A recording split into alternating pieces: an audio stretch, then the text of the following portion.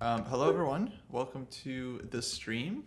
We're here with a very special guest, the CEO of Chessable, Chessable.com, Geert Vandervelde. Thanks for joining us. Geert, is a friend, known him for a few years now. Yeah, Um, it's good to be here. Thanks for hosting me on your stream in the dojo. yeah, absolutely. Yeah, exactly. Welcome to the dojo. Um, I guess actually, first question for you. I'm curious. Like, I know you've been visiting a lot of streams. You've been doing like a book tour essentially of all these different streams. So what's That's that a good about? Is way it of- having to do with the merger or what exactly? yeah, so Chessable was, as Chess.com acquired the Play Magnus Group earlier or late last year, I guess, like around Christmas time. Chessable is part of that group of companies, and we became part of the Chess.com family um, when that merger happened, and so I thought it would be a cool idea if my dog is really excited about this stream. Oh, nice. If you hear a little dog in the background barking, that's my dog Monty. Um, but yeah, I thought it'd be a cool idea to just like visit everybody, like you and all the other streamers and show my face. And if anybody has any questions about Chessable, then I'll answer questions about Chessable or just talk to people and connect with people. And it seemed like a really fun idea and kind of like a really low key way of connecting with everybody. Yeah, yeah, yeah. Well, it's great to have you. We have a lot of Chessable users, power users in the dojo. I don't know if you've seen our Discord much, but like we've got this public Discord, and we have a Mhm. channel for courses essentially for people to discuss courses. And it's supposed to be just kind of a broad, but it's basically like a Chessable channel. It's just people just like talking Chessable nonstop. So yeah, folks, if you have any questions about Chessable, like yeah, whatever you want. I don't know, features you'd like to happen, or questions about the site, or anything. Geert is the guy and can answer you. I actually do have a question just to kind of lead us off. Like, Yeah. since the acquisition, I've been seeing like some integrations of Chessable and Chess.com, but Mhm. maybe you could like be a lot more specific with what exactly that's gonna entail. Yeah, well, I mean, the first one, the most obvious one I think that people have noticed is that there's now a link in chess.com linking straight to Chessable. So if you're in chess.com and you click on learn, the second tab there says Chessable courses. So that's like one of the more obvious pathways now that chess.com have created to create more discoverability for Chessable, which is awesome. And it's led to a lot of new people finding out about us. Another one obviously is me getting to visit all the streamers and getting to hang out and just talk about chess and chessable. So that's another nice one. And then in the future, we're working on lots of new ways for chess.com and chessable to work together. I mean, there's like an obvious one, which would be figuring out how we can reward Diamond members and Chessable Pro members and figure out like what to do for those people who are supporting the site. But we've also working on a way to integrate what you do on chess.com with what you do on Chessable, right? We have two Mm-hmm. things. On chess.com, you play, on Chessable, you train. Mm-hmm. And so we're trying to find ways to bridge the gap there so that people can, seamlessly go from a playing experience to a training experience and back. And so that's going to take some time for us to do, but should be a really fun and like also a little bit of a challenging uh, thing for us to accomplish together. But the teams on both sides are just phenomenal, and we have so many chess enthusiasts working in both companies. And I guess technically speaking, we should just be saying we're all one company, all chess.com. And so I look forward to seeing what more we can do. We have one cool feature that I could probably mention because it should be live now. I Mm-hmm. haven't actually checked the log, but we have a feature called Priority Lines, which went into beta a couple weeks ago. And for all the diehard Chessable Power users who are watching the stream and who study openings a lot, this will be a really welcome feature. So Priority Lines is a feature that when you connect your play zone to this feature, so you type in your username from chess.com, and you put that into the priority lines feature, you can toggle it, and it will have two options. If a course has lines that are marked important by the author, you can set it to that, and those are like a human selection, right? Mm-hmm. So if you have an author who's has a repertoire of, let's say 600 trainable variations, and you want to study the 50 or 60 lines that this variations that this author has marked as important, then you reduce your study load to like a more tightly focused like set of variations that are important first. Right. And this is different from what you see in Chessable opening repertoires in the beginning, where we have a quick starter guide, which like the intention of the quick starter guide is to just to get you off, hit the ground running with a few variations that will teach you the opening and get you familiar with the basic ideas of what the author had in mind.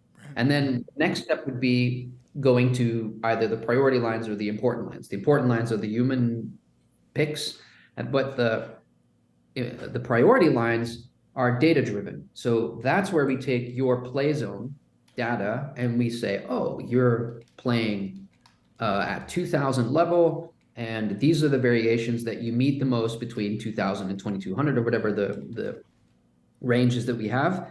And if you mark that and you want to study the course with those, all of a sudden the total amount of variations will again change from, let's say, whatever it is, 600 to something. But this time it will be based on your rating level and what you will be meeting in the play zone. So that's very practical, right? If you have a lifetime repertoire, you know that like sometimes the total amount of trainable variations can be kind of overwhelming. And that's because the point of that of a lifetime repertoire on Chessable is to be comprehensive. And our intention with creating those courses isn't to overwhelm you with the theory, but it's to give you the option to at least have a comprehensive opening repertoire that will last you a lifetime. The idea isn't like, oh, you can finish this course in a month. The idea is you're going to spend a long time studying this, and over time, you're going to become familiar with this. But of course, how do you get from starting from zero to having this comprehensive knowledge of your system, of your opening?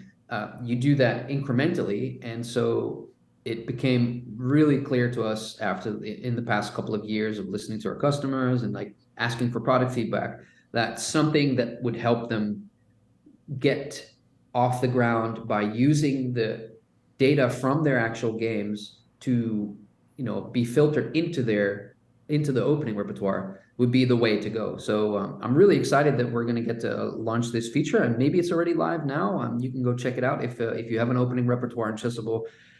You can see if the feature is live there, and while we're rolling it out, and the response I've seen on certain unofficial Discords and in some of our Chessable forums has been really positive. So that's pretty cool. Yeah, that's super cool. I love like the potential there of like connecting your account to like your Chessable repertoire, and then it's showing you like looking at your games. I saw there was a feature I think is live already where you can get tactics pulled from your chess.com games. I know you could already do that, but never with chess.com. And that just seems fun.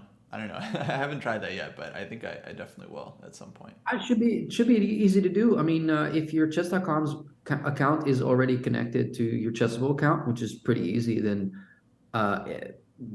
you would probably already have the course. But if you don't have that yet, I mean, you can go to your Chessable account right now. If you click on tools and you go down to the tab that says Puzzle Connect, and you just type in your username, in an hour from now, you should have a private course with puzzles from your games. But funny, I see that Braden is in the chat, and he's talking about, what a cool feature would be. Braden, we have a working prototype of the feature that you're describing, and we call it a deviation dashboard. So in the future, there will be a feature that actually shows you when you've deviated from your opening repertoire based on the games that you've played. So that feature is in the works, and we have a working prototype, and we hope in the future to launch that as well. So we're slowly going from personalized training, or I should say, we're slowly going towards personalized training, right? We're currently in this kind of in-between mode where Chessable is partially customizable, but it's not yet completely data driven. It doesn't take enough information from your games yet to make it super practical, but in the future we will be. And that, of course, is the future of chess. Like we need the chess tools that you use to work for you and be practical for you. So exciting times. Interesting. I mean, scary. It's scary, but it's definitely interesting. Um, yeah, actually, Why is it scary? What scares you about it? the future technology just scares me in general, um, and I guess my philosophy is that, you know, like the tools that one needs to get really good at chess have Mhm.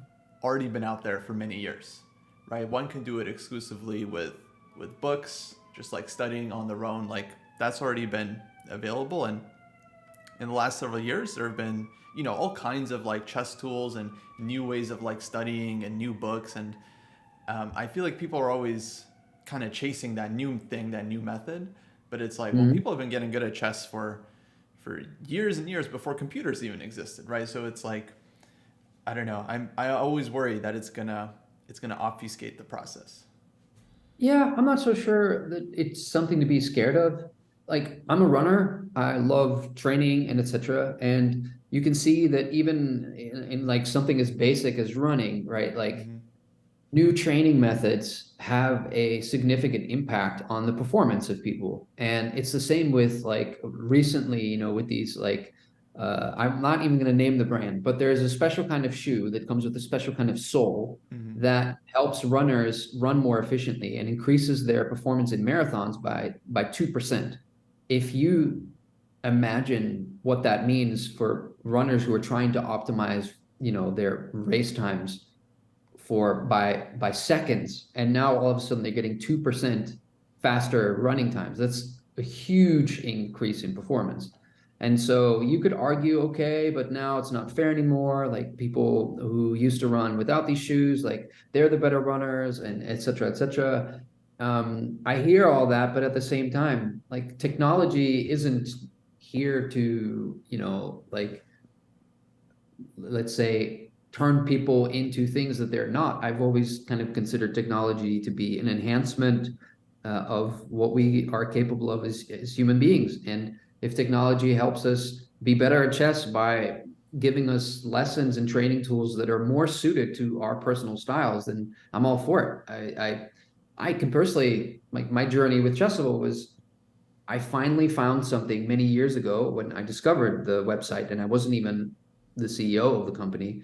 Um, I discovered something where I was like, finally, some piece of software that shows me the openings and then asks me to repeat the moves, and now I can work with something. Because, like, we had like other database programs and all sorts of like books, and I would spend just godless amounts of hours on setting up positions and trying to even remember what the sub variations of something was, and I couldn't wrap my head around it. And all of a sudden, I log into Chessable and I get John Bartholomew Scandinavian, and within like 2 weeks, I could play the lines, and all of a sudden, I was having a lot of fun, like getting into middle games that I understood, and like, yeah, that was cool. So I'm not so worried about technology, being scary. I just think that with the right attitude and etc., I mean, a pen is also technology in one way or another. So books are technology. Yeah, no, I'm with you. I think everything, and especially Chessable, like it has to be like used in the right way. So a Hmm. lot of times when people, actually, I find myself defending Chessable a lot because people have like complaints about it, but it's like, you know, it's like you're in charge of like what Chessable courses you get, like what you study, how you spend your time studying, um, Hmm. and it's like I think regardless of the tool, as long as someone follows good chess habits, so like not rushing to input a solution, for example, it's like Hmm. that's going to be the most important thing, whether you're studying with Chessable or with like normal books or like whatever it may be. Um, but Yeah, it is. yeah, But there's also good habits with technology and bad habits with technology there, I think, too. Yeah. So it's like, right. um, I mean, I want to show you something. If I can pull this up and share screen, then is this whole call going to be funny, or should I just throw the picture in in our Discord and then you If can maybe show you that? could share it with me, yeah, then I can put it up. That'd be easier. Okay, I'll dig around in my drive and I'll see if I can find this picture. But um, it's a picture of let me. Oh yeah, here we go. I can find the presentation. Yeah, and I will throw this. Where's my slide? I have my funny slide. There we go. So this is kind of what let me pick okay, I'm gonna do screenshot and I'll just send you that and that should be enough. But you know, let's say like if you go to a gym and you want to work out, Hmm. um, um, when you first go to the gym and you first start, you know, like looking around, like what weights you should start using and what machines you start using, unless you are exceptionally, you know, like technically oriented and you understand immediately how like a piece of fitness machinery works or something, you're going to go to someone and ask like the coach or the guy in the room, like, hey, how does this work? And so we have a long way to go, I'll admit, with like making Chessable more intuitive and making Move Trainer more intuitive, making our content more intuitive and helping people get the most out of the tool. At Hmm. the same time, that doesn't mean that it's not effective or not a good tool. It's like you say, it's like you just kind of have to understand how to use it. So like the picture that I sent you is Yeah, kind of like how, I'm gonna put it up now, by the way, so everyone can see. yeah, okay. So like I tend to think about it in a way of like if you go to the gym, you see that really big, dumb, clunky fitness machine. Hmm. And if you see the big, dumb, clunky fitness machine and you go there for the first time, then you might not have a good idea of like how do I use this? Like how do I pull on this weight? Do I pull this way, that way? And like if you use it the wrong way, maybe you're pulling your back, right? And I think it's the same with chess training. It's if you're just blindly following Move Trainer and you're just like maybe you're not even reading the annotations, maybe you're just like drilling and drilling and drilling the lines that are um, in your repertoire, maybe you're not getting anything out of it. But if you use it in a conscious way, right? And if you use it step by step and you don't try to bite off more than you can chew, then probably over time you're going to improve using the tool. So I kind of think of it as in that way. It's like you have a big clunky fitness machine, but once you understand how to use the big clunky fitness machine, then you know it'll be better. And hopefully over time we can make that machine look a lot better and make it much more intuitive for you to use. But right now, I would say it's like it's reasonably big, clunky fitness machine, and over time, we want to make it a little bit less clunky. And with the help of everybody's input and feedback, we can make it a really good tool to help you get stronger. Yeah, yeah. No, it's a good analogy. Don't get me wrong. I'm very pro Chessable. I think it's a great site, and I don't have that many private students these days. But when I used to, I would have them use it, and I would give them like courses to follow, and stuff.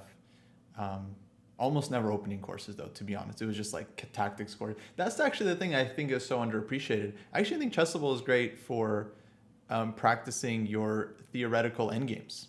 Like Mhm. drilling like a key endgame, I think is super useful because so many players, they if they do learn it from a book, they never practice it over the board, and then when they finally get it over the board, they just can't do it. It's just they didn't practice it enough. Yeah. It's just not there. They maybe understand it, but yeah, the muscle memory isn't wasn't developed. Yeah, exactly. So that's interesting, right? Muscle memory. Like this is fascinating about chess. I think that even at a very high level, grandmasters even continuously need to work on those end games and Mm-hmm. etc. Because precisely because because it's technique.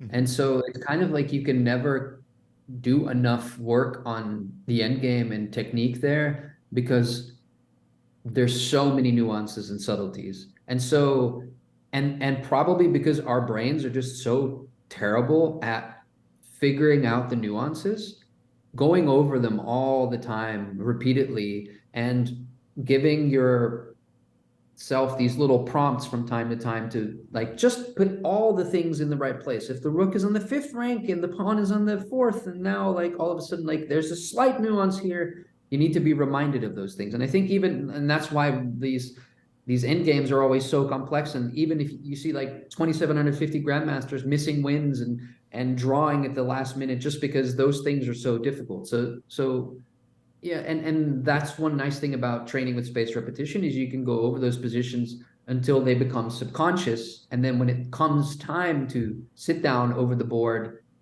of course you're going to have to recall some of it, but also the pattern recognition kicks in. It gives you like an anchor. Okay, you know you've seen this position before. What were the nuances? These were the nuances. Okay, so now and then maybe you come to what the correct move is much faster because you have that like database of like of these end game positions in your head that will allow you to make a decision faster. And I would so think so. Yeah, yeah, yeah. Like I was doing the 100 endgames you must know book for a bit, and like I definitely felt mhm, like in some endgames it's like my hand knows like where to put the rook, for example, like a yeah. little bit faster than it did before. Especially for online players, I think it's useful. For OTB players, I definitely suggest to like play out a lot of these endgames like OTB, so your actual hand is like moving the piece and you're like Yeah. calculating. But I think Chessable is still like a very good kind of start for that because it's yeah the reps that are I don't know I think important for that. We were talking about this quickly before the stream started, but I mentioned that I don't think there's barely anybody who actually flips the board in Move Trainer when they're training their openings or their end games. But Right. you can do that, and I mean that's my challenge to everybody in this stream right now. It's like do your if you study Chessable, then try doing Move Trainer when you have to do the repeating of your moves, but flip the board, see how it works the other way around. Because I think that's kind of like a missing element for a lot of people to really get the maximum out. And that's another one of those features of the big clunky fitness machine that maybe nobody realizes that, oh, I can flip the board. I can actually do this from the other side and still make my moves. And Right. Yeah, yeah. Now that makes sense. I was also wondering, I'm not sure if this is possible, but I feel like I saw this setting. Are you able to set it so it kind of quizzes you on like random positions rather than like just going through the line by line? yeah, yeah, Okay, you can set it to quiz randomly. nice. Yeah, I feel like that's probably gonna make things a little bit harder than like repeating Yeah. the variation. Set it to But quiz randomly and flip the board. Let's see how you do afterwards. Oof, yeah, that would be that would be tough. really Um, tough. what if they didn't even tell you whose move it is and you had to Yeah, just like but actually, I mean, that's interesting, right? Because one thing that I would love to have implemented in the future is let's say, we have a few of these historical games as like individual mini courses, right? The Mhm. Morphe House game, which I've memorized now from both sides because I used to teach kids and I had memorized it using Move Trainer from the white side, and then I realized like I actually don't have all the black moves Right. really really down. I knew what to play every single time the black made a move, but I Mhm. didn't have it perfectly down. And so then I spent some time doing the reverse, like flipping the board and making my moves and seeing it from the other side. And then I was able to commit it to memory and teach it to little kids in classes. And I could add a story to it and etc., which was a really fun way to do it. But yeah, it would be really nice if in the future we can add double-sided training Yeah. and for a model game, for example, and maybe even like a moment where like a quiz pops up and says, here, so and so played a different move. What's the best move in the position? So you don't tell them like um, maybe you've memorized the whole game and you know that the suboptimal move is made and that's the one you were going to make, but maybe then you're actually being asked like critically, like actually there's a better move here. What's the better move? Right. You No, know? that's super cool. By the way, thanks, Chess Doctors for the raid. Welcome everyone. We're talking Chessable here with the CEO Geert. And yeah, actually on that, so the dojo in our training program, we have a number of games to memorize. We have basically Uh-huh. one for each level. Opera game is in there, and Yeah. yeah, we were hoping to turn this into a Chessable course at some point, um, specifically, and it would be great if we could have that feature somehow where you could get both moves, or where you're asked to kind of play through both white and black's moves for like Mhm. a full game. Um, it's not super critical for us. I think even if you were only asked to show like the winning side, I think that would be one thing. But yeah, our task is for people to memorize the full game. And most of the games, people sometimes it's intimidating, but most of the games are like very short, like 10 move, 12 move games. Really not super long, but we just think the act of like memorizing a full game is quite useful. Because if you Yeah, no, remember the full I game, agree. you really have to know like move by move, like all the details and what happened. You really have to understand it fully. Yeah, yeah, for sure. I mean, it helps. I think even what I notice is I've gotten to meet a lot of really strong players over the last few years, just Mm-hmm. from filming courses and stuff with them. And what I've noticed is they have this incredible library of positions. They don't know all the moves, but if you ask them about a game, or you show a position, they will often say, "Oh yeah, yeah, this is where the critical move is, blah blah blah," and then they will know exactly like in that moment in this Petrosian game, this was the moment, and they have like this massive library of these positions in their heads if they've been trained in like the classics and etc. And that's what they've committed to memory. I see some questions in chat here. Oh yeah, go for it. The Cliff Flavin, I'd love to weight lines in Chessable so we see the more frequent lines more often. I'm not sure if you were part of the early conversation and when we started streaming. We do have a feature that kind of addresses that a little bit now called priority lines, which takes the data from your games and then tells you which lines show up most often and which you should train. So that feature should be live now. It's called priority lines. And if you go to your course, if you have an openings course on Chessable, and you put in your username from your play zone, then it will start telling you for that particular repertoire which lines show up the most in your play. So that kind of addresses that one. And you mentioned you want to trim down lines into your repertoire. You can do that already. We've had that feature. So if you're a pro member on Chessable, you can customize your move trainer setting, and you can say, I only want to learn, this, like I only want to learn moves six moves deep or seven moves deep or whatever. So that would make a repertoire with many where variations are much longer. Let's say past move 15, you could actually cut them off at move 10. So that is already possible. Um, Oh somebody cool. with Twitch. I'm just looking at more stuff. Is there more stuff in chat? Yeah, guys, if you have more Chessable questions for Geert, feel free to send them in. So I think there was one question earlier about customizing variation depth manually. Is that what you were kind of talking about with the trimming variations? Yeah, probably that's what they mean. But you can do this already. So if you're a pro member, you can change the depth of your opening courses, and you can change them. It's funny that we still have the Chessable as the chess home gym picture up. Oh yeah, yeah. Sorry. That's funny. I was looking at that. Hey, Yeah, I Jesse's here remember. or no? I see. Hey, cry. Someone is Jesse hiding and just lurking on us? Jesse, he's been around. Yeah. He wants his aggressive repertoire to be pushed to the top of the list for Chessable. So that's his. Has he already filmed it and is it completely done? Um, I I think the repertoire is done. I don't know if Uh, he's filmed stuff yet. well, we need him to film first. We need the Chessable filmed by the Cry. There you go. Jesse, you gotta Cardio Beat asks. film some vids. How Cardio to play Beat chess. asks. Oh, sorry, we keep talking. There's like a delay. You go first.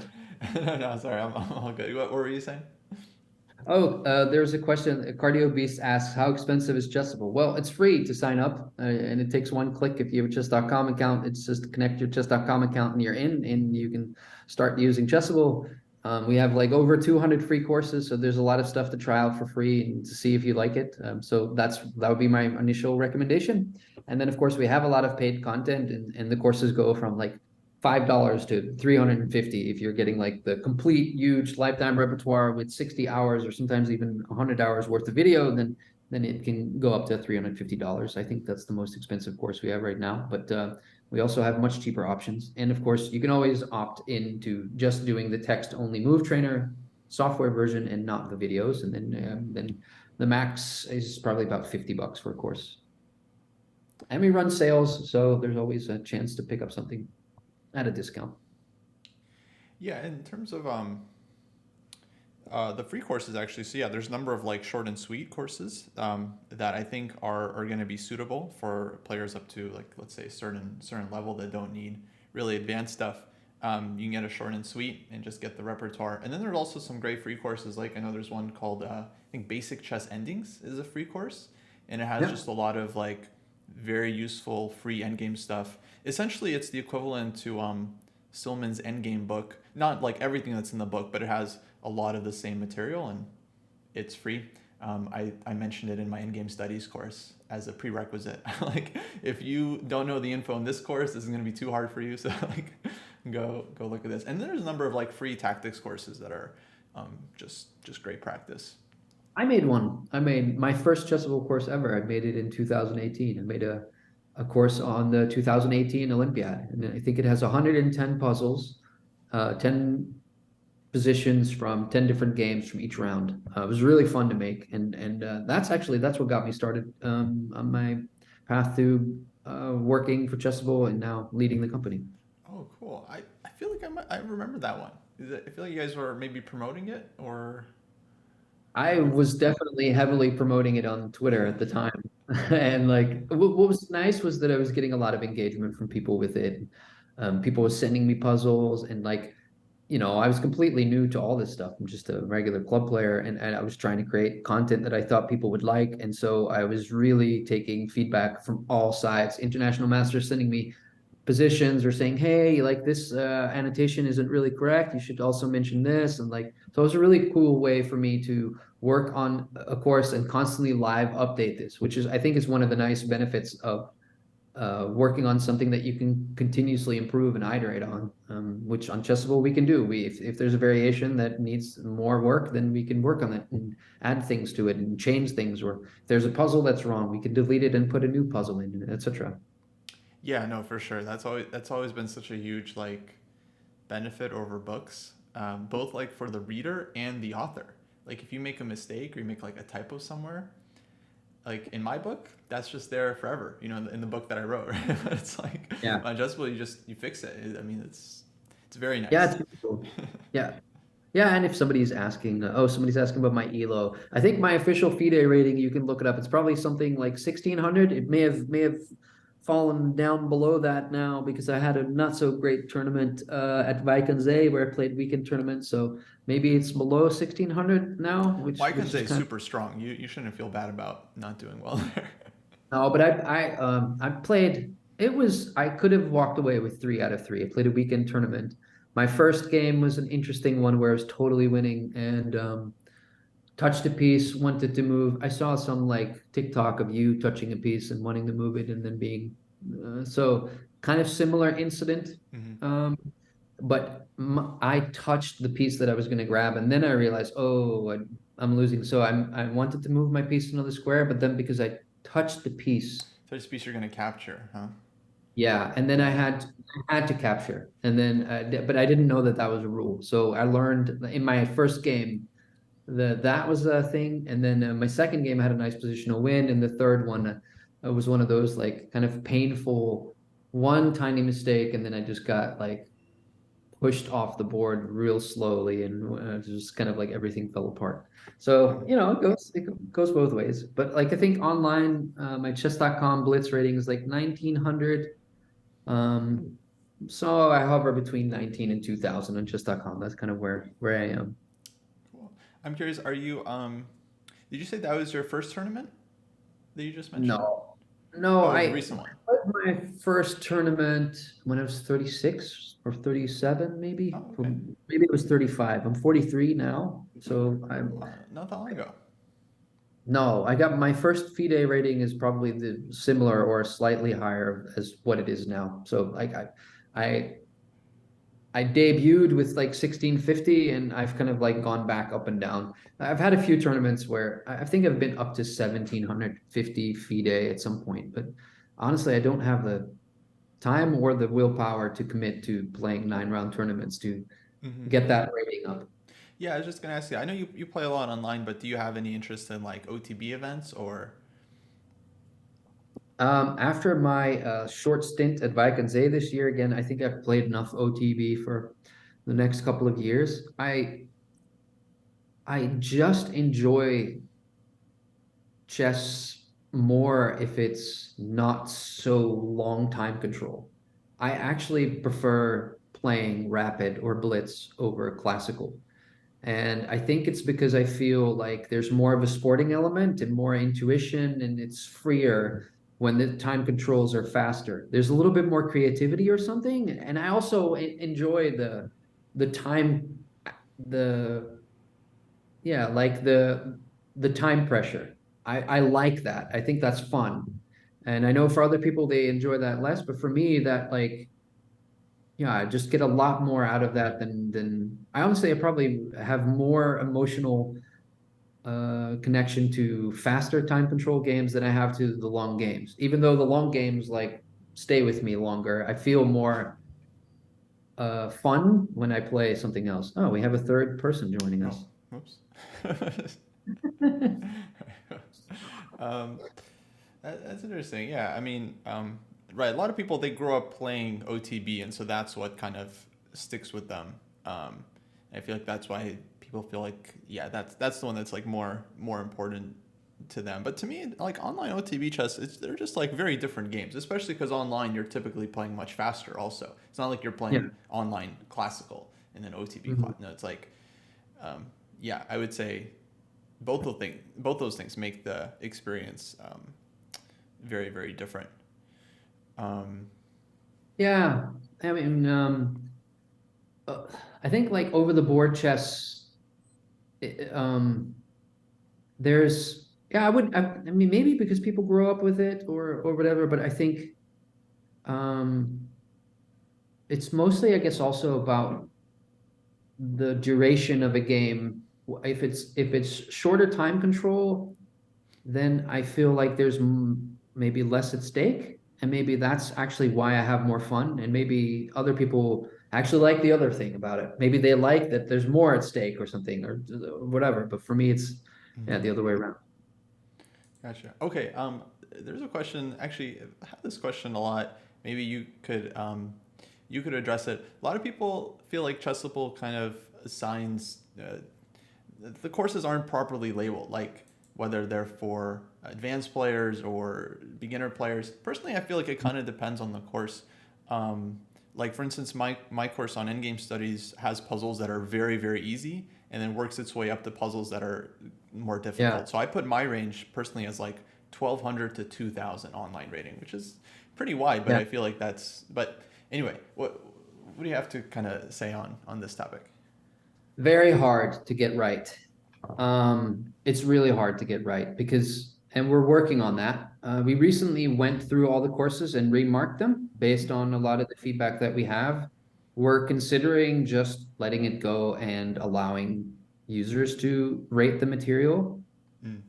Um, and but then, so it's difficult because there's also like, should we just ignore the expertise of the creator, right? Like you have an opinion on what you think your material, who it's suitable for.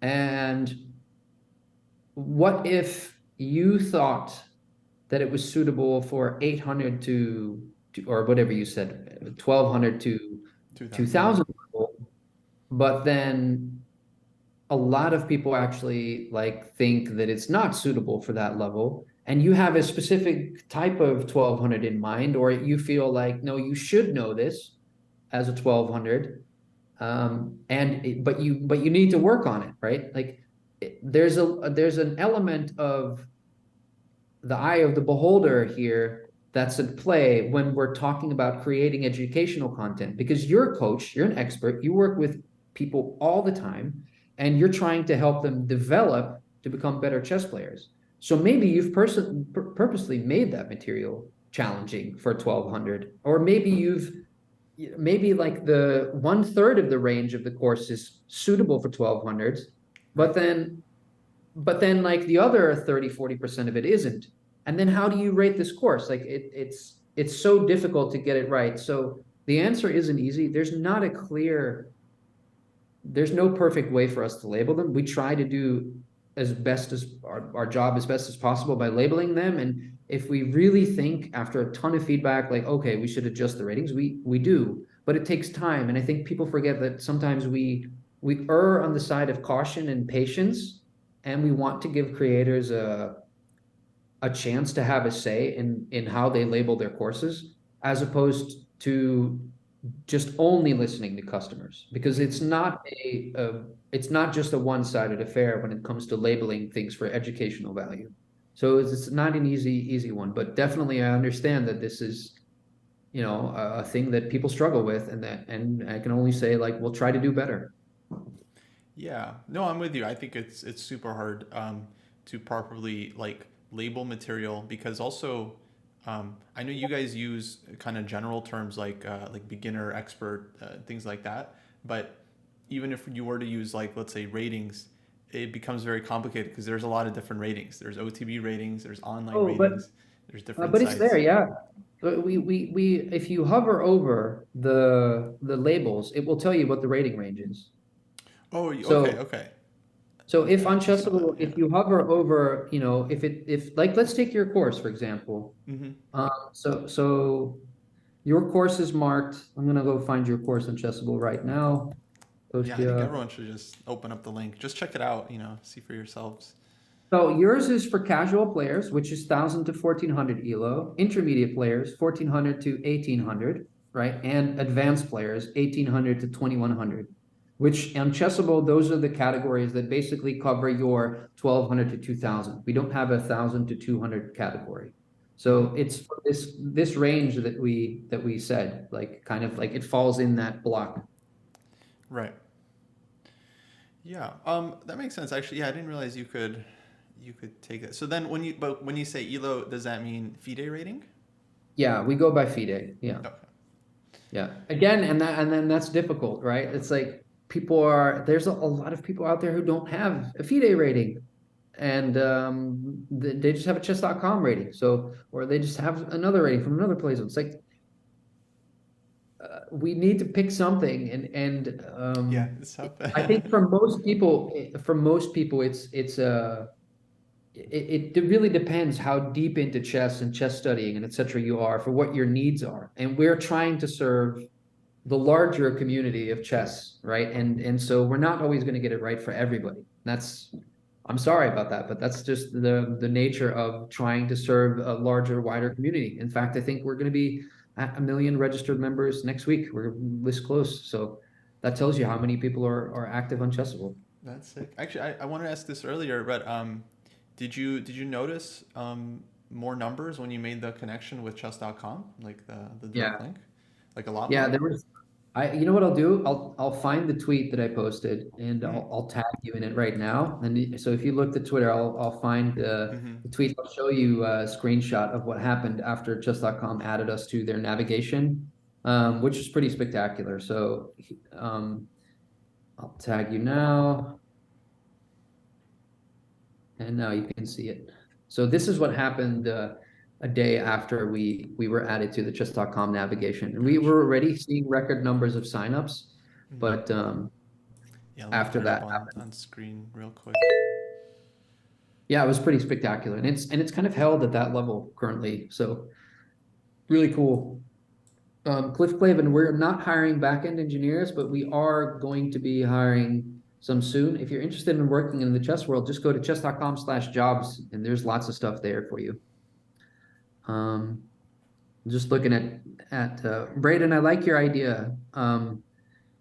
Like showing the average rating of the people who own the course. Or maybe what we need to do is not just average rating, but maybe we need to do, like, like rating brackets for all those courses, and you can see the percentages of people.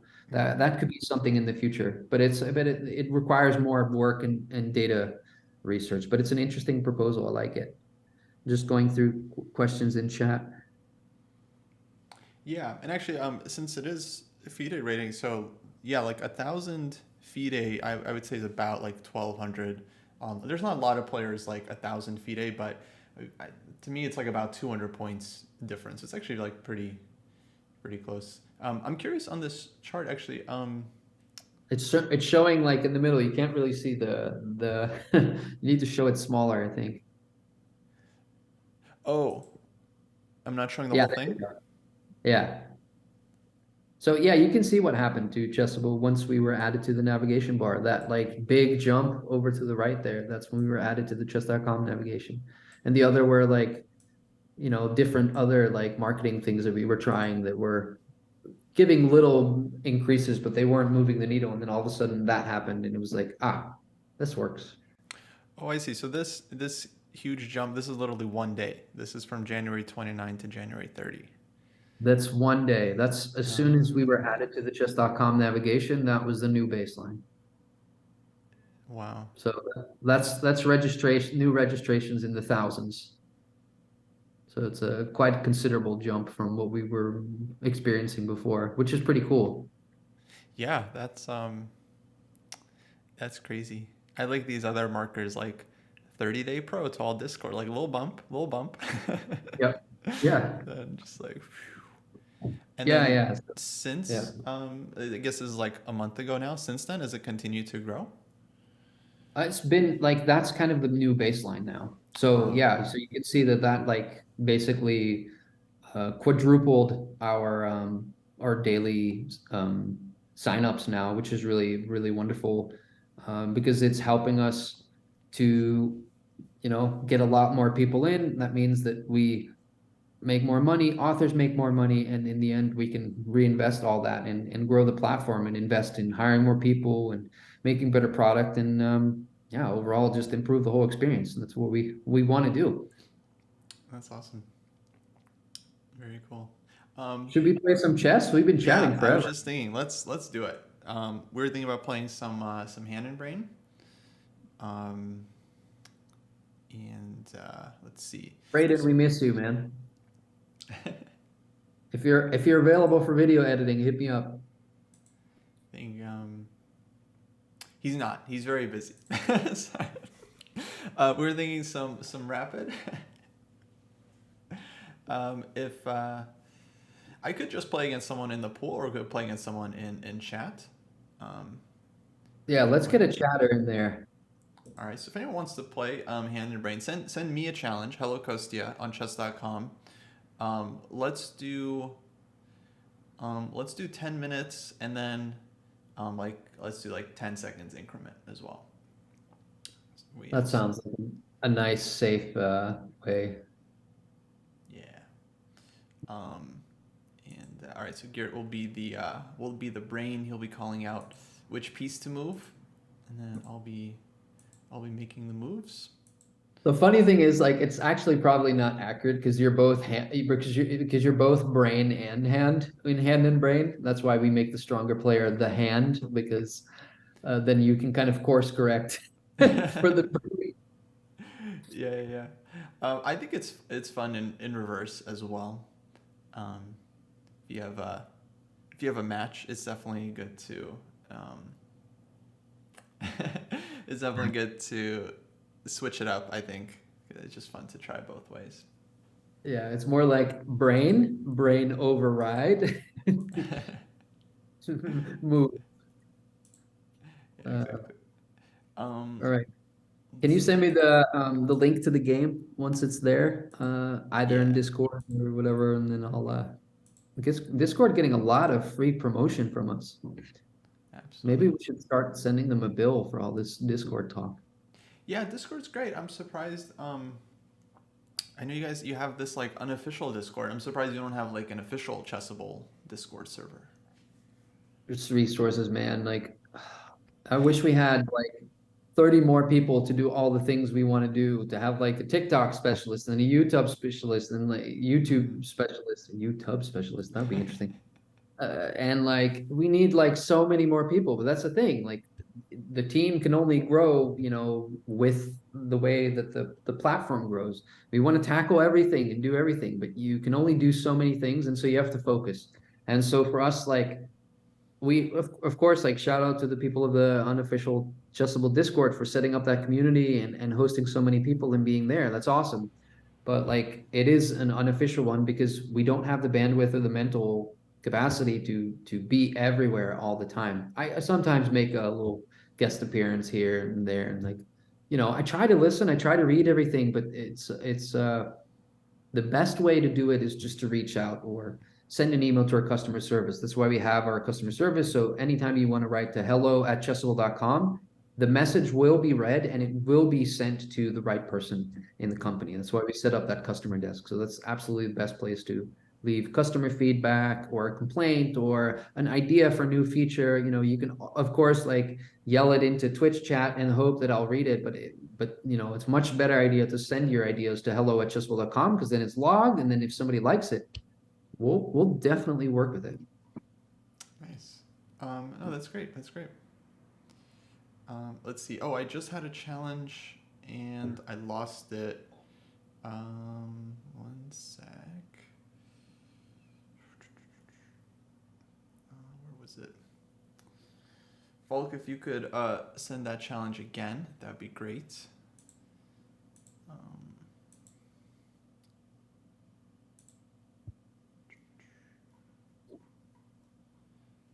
There was somebody earlier in chat talking about going to their first tournament.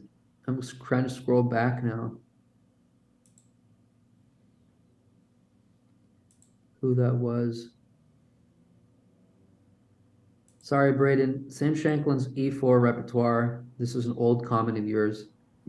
Not happening, man. I tried to convince him so many times. He doesn't want to do it. That's why he did this English repertoire now, this 1C4 one. The Neo-Catalan one. Where's this person who said they were going to their first tournament? There's a lot of chatting happening in this group. Yeah, I can't find it anymore. Do we have a game? Yeah, we had a challenge and then I lost it. And I'm just waiting for... Brayden, don't be a coward. Just challenges, man. Play. Stop being a coward. Let's do this. Yeah, I'm glad to read that you have good experiences with XD Peeves, Twitch. You have good experience with Chessable support. They're awesome.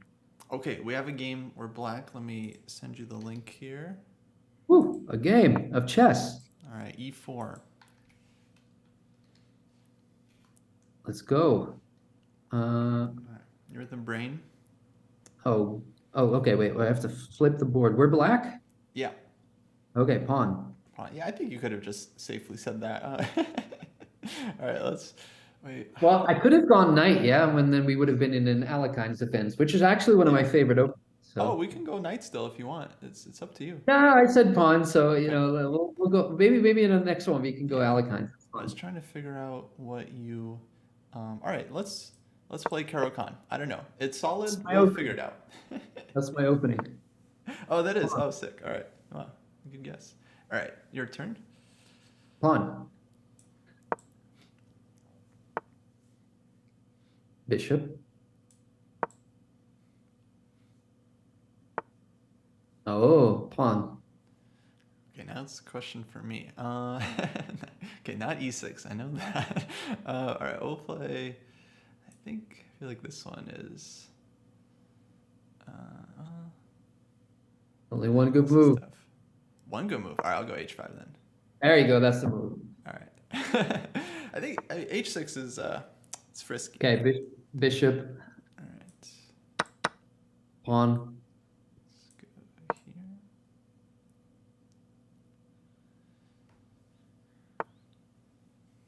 So you didn't seem like you knew the theory too well in this position. So maybe I shouldn't play a highly theoretical line then. Yeah, I am no Caro expert. Okay. Then I'm not going to go fancy. Let's just go. Yeah, that's the thing about hand and brain. Yeah, it's interesting because you have to be a little empathetic to the players you're playing with. And like you have to understand what I'm trying to do. It's not just chess. You also kind of have to like course No, correct my dumb ideas. it's not easy. So no, not at all. So let's all right, let's go. I'm hoping you'll get this. Queen.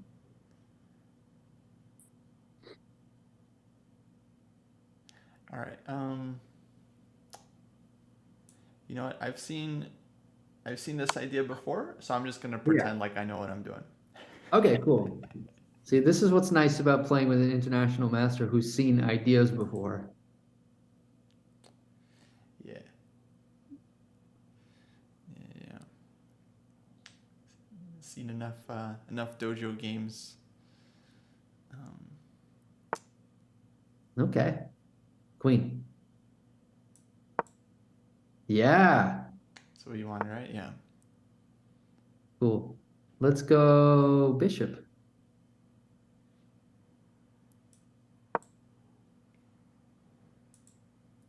Yeah, we need people on our team as well. Like we've got some helpers, you know, but yeah, it's a lot to manage. You got the program and the community and YouTube and now Yeah, for sure.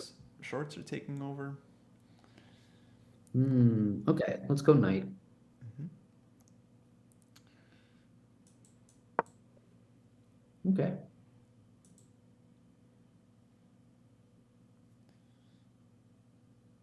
Oh, you didn't want that one. No, that's fine. All right, cool, cool. That's fine. I'm happy with that choice. We have a good square. Okay. We have a good square for that. See, this is what happens. Once we start playing chess, we stop chatting. Yeah, it's tough. It's tough. What's chat saying over here? Just Braden making a lot of noise again? Yeah, Yeah, if it's you guys just have Braden. more Chessable questions, feel free to send them in. Braden has awful results with it. But Braden has really excellent results in general with his chess. Yeah. He's he's a real story of adult improver. Mm-hmm. Yeah, for someone who hasn't been playing for that long, like only a few years, he's done great, especially OTB. Mm-hmm. I wish you would Bishop. recognize that, but every 2 rating points he loses, it's like a tragedy. All right. Definitely got to make a bishop move. Okay. So you're going with No bishop. other. Yeah, let's play bishop. All right. Um,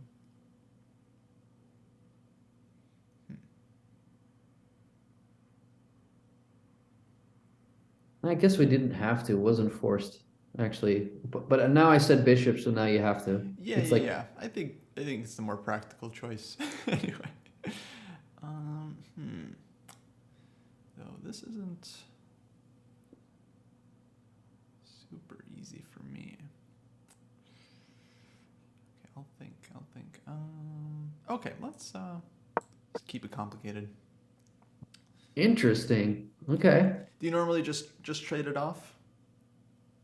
I don't. Yeah, I probably would have done that.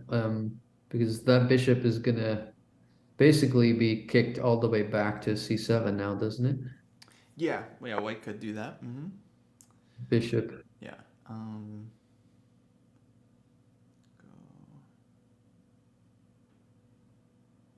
Go here. Wait. You want to keep that bishop in the game. That's interesting. What was your logic behind keeping it? Just don't like giving it up and Yeah, I giving didn't want to him. trade. Then White's bishop gets to d2, and then quickly, we don't have a dark sword bishop, so that I thought could get annoying. Free development. But no, but the move is pretty good for black. No, it's bishop. Yeah, yeah, yeah. I'm just thinking here. Aren't we just winning a pawn? Yeah, but Falk's good. I trust Falk. So like Falk might have. You're being careful. Yeah, yeah. No, I'm really not sure we can. We We can can do take that? this one. So I'll tell you what I'm thinking, because obviously we're talking bishop takes b4. So takes Yeah. takes, queen a1, Yeah. bishop a3, and I feel like the queen is very very close to getting trapped there. Queen a2, white goes like queen Mm, c3, and then rook a1. All right, in the interest of time, um, I'm just gonna drop back here. okay. So, yeah, no, I didn't like it. I think the queen is. Yeah, I thought that was That's super dangerous. probably just my greed. Yeah, no, I was thinking about taking the pawn, But but now I don't queen like our gets queen trapped. out here. Our queen sucks. It's Well, not even our queen on A6 is just a sad animal. yeah. I mean, I'll be honest with you. I never loved this queen a5 check, queen a6. Like, it never appealed to me visually. but yeah, here we are. Yeah, yeah, okay. Well, knight. Let's go knight. Yeah, knight. Oh yeah, I think there's a bit of a delay on the stream, but yeah, people are asking if we could have taken on b4. Yeah, I was thinking that very risky there. The queen could get caught.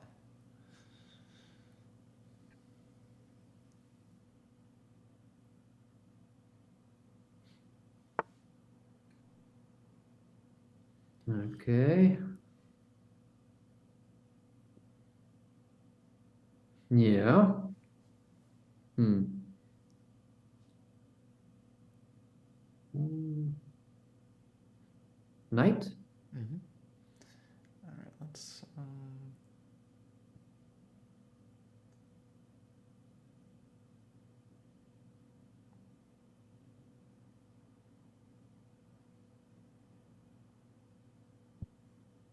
right, let's play this one. Yeah, that's what I wanted. I know, I know. I was just thinking about other moves.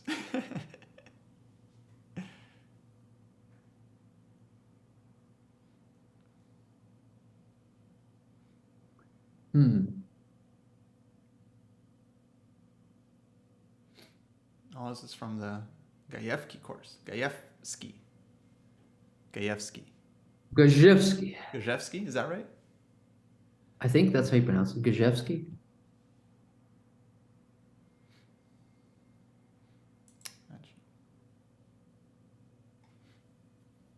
Oh, I see. Mr. Dodgy wanted to raid but saw Geert and didn't because he didn't come to his stream too. Well, Mr. Dodgy still hasn't invited me to his stream. I'm only being taunted on Twitter and threatened to join his stream. So I expect a proper, like a invitation from Mr. Dodgy on a piece of paper, snail mail because he's old school.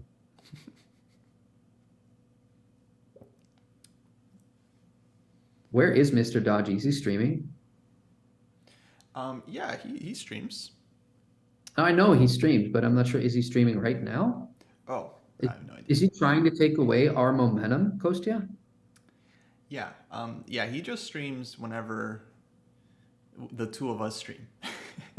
That's exactly. See, that does not surprise me. 1 for 1 so far, 100%. We're winning some time here. That's good. Falk is thinking very, very long and hard. Yeah, that's that's definitely helpful for us. All right, G3. I'll try to G3. speed it up. Okay. Okay. G3. Hmm.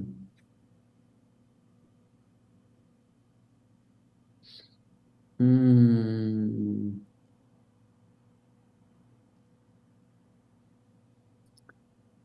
All right.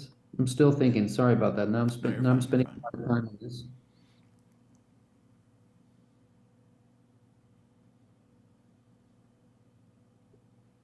Yeah. Well.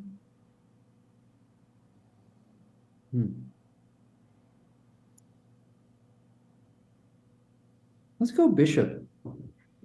Okay. Yeah. Yeah, I like this move. I approve. Yay.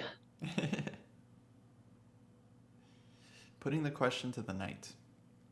Exactly. Does it stay or does it go? It goes. It goes. Okay, so maybe let's go.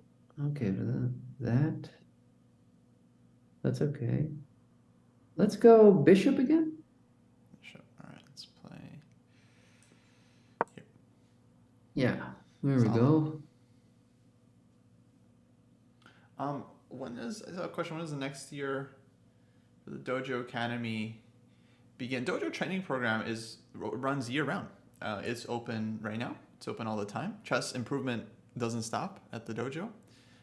We are working very hard towards our 2.0, which is going to be like our improved version of the program, to be released in May, around May 1st. But program itself is very much kicking and thriving. A ton of fun. The chess dojo train never stops, man. Yeah. Can't stop, won't stop. Okay, subtle moves here. Mm-hmm. Subtle queen retreat. But why? What is the idea here? Huh.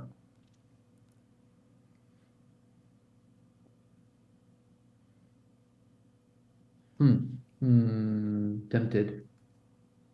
I see. I see. I see. I see what the idea is. So that move was play. Oh, we have very little time. I will not say anything anymore. Now I just have to make moves. Mm-hmm. Go. Okay, well, it's time to turn up the heat, Kostya. Let's go rook. Rook. Okay.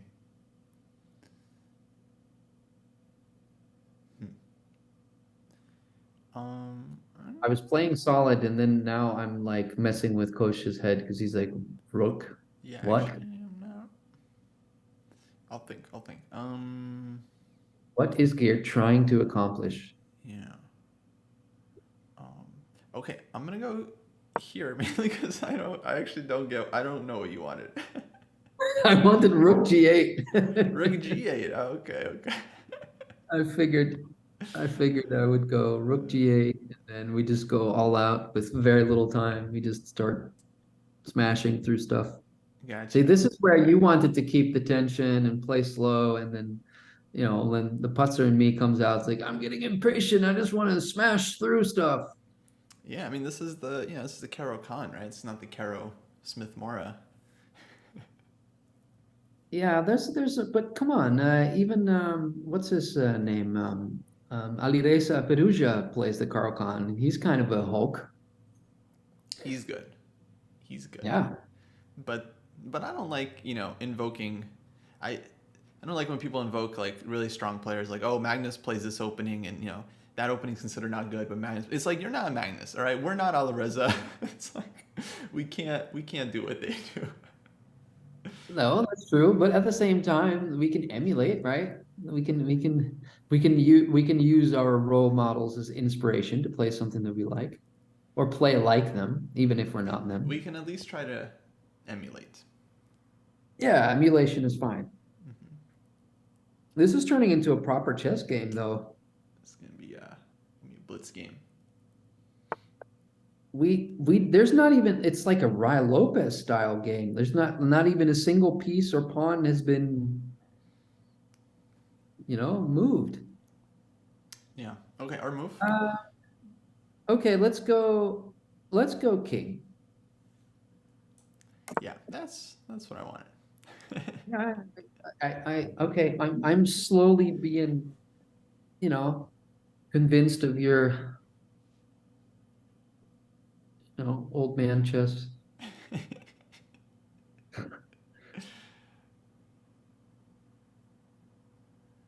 I'm just trying to, like, what would Jesse Kraai do? That's what I'm mostly trying to channel my inner Jesse here. That queen is secretly eyeing the H pawn, isn't it? Should we play a cool little maneuver? Or should we not play a cool maneuver?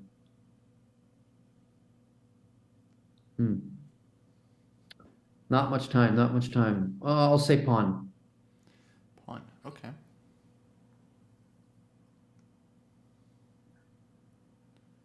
All right. Yep, that's what I was thinking.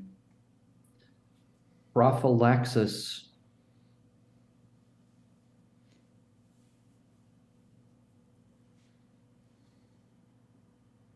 Hmm.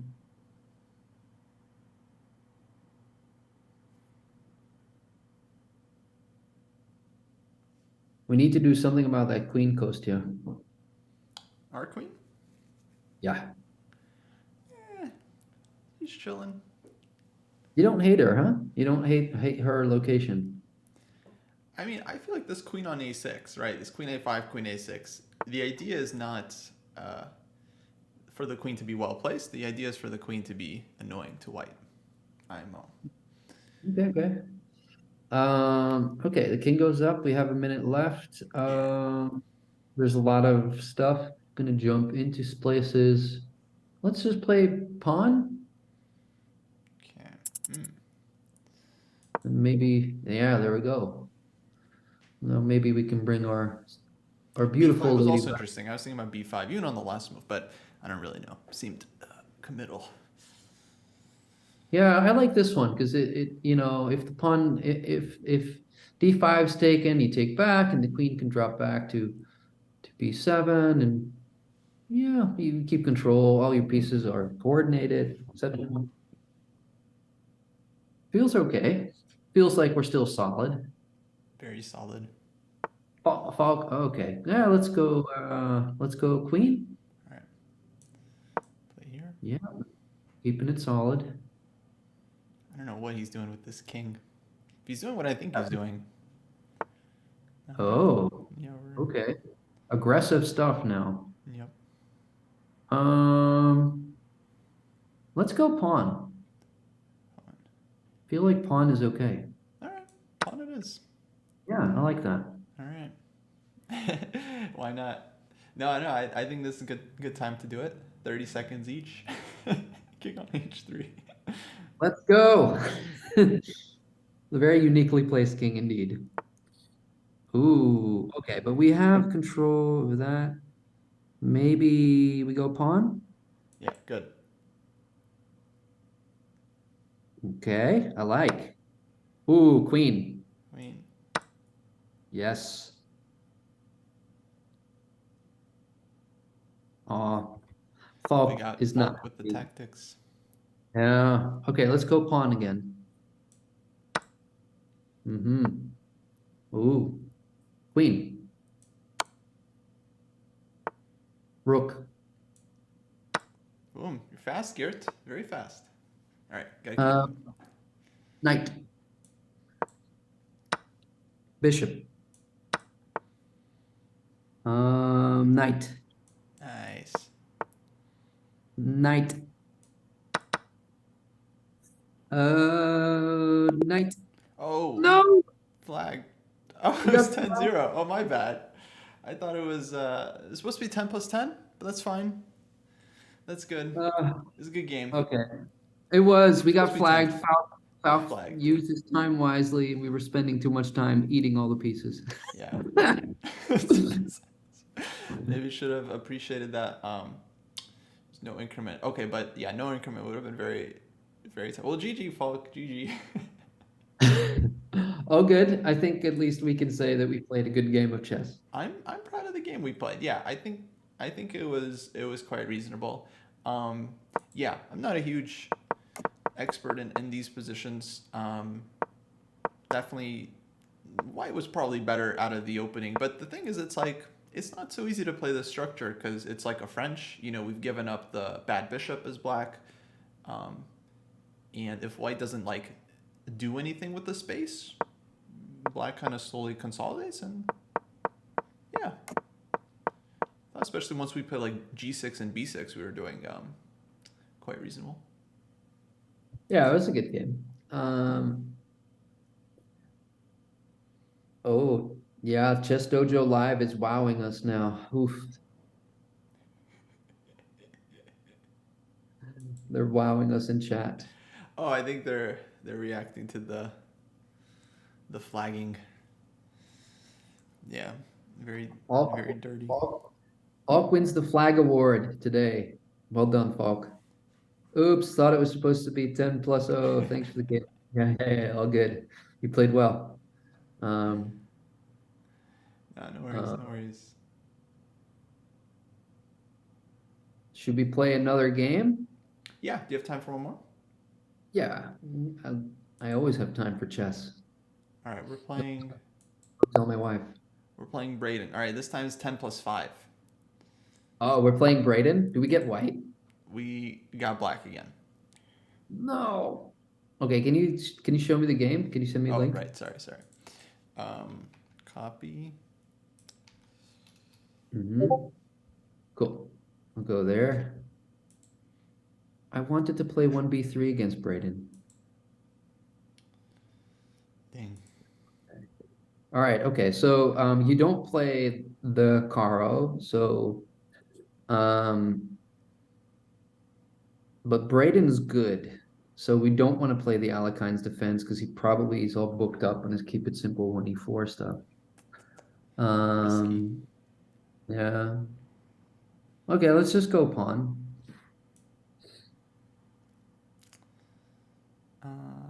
All right, we'll figure it out. Let's play Ooh, C5. Best by nice. test. You want Let's to go knight? knight. All right, Yeah. knight. Let's go classical. Ah, come on, Braden. What is this old man chess stuff? Pawn. Pawn.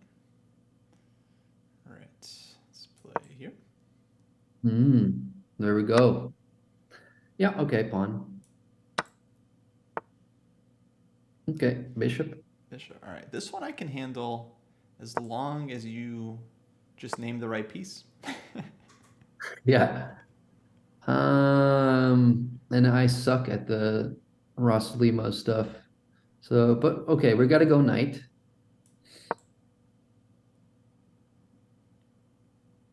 E5 is not really a problem because knight d5 and we're good. We can reroute that knight to a nice square eventually. There's no worries. Okay, well, that knight doesn't have any squares thanks to c6, so let's go king.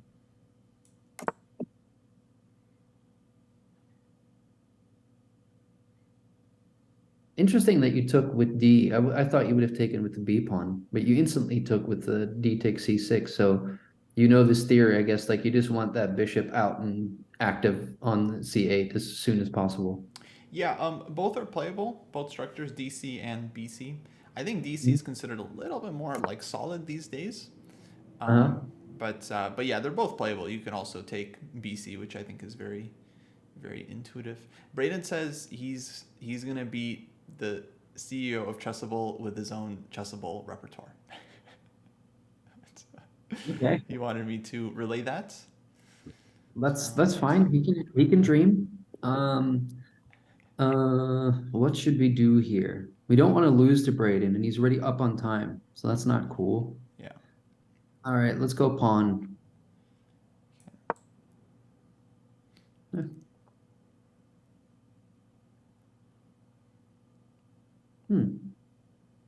Interesting.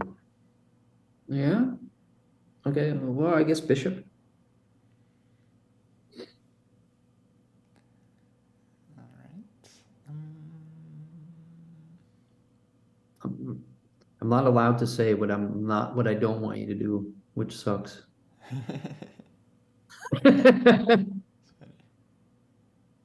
Uh,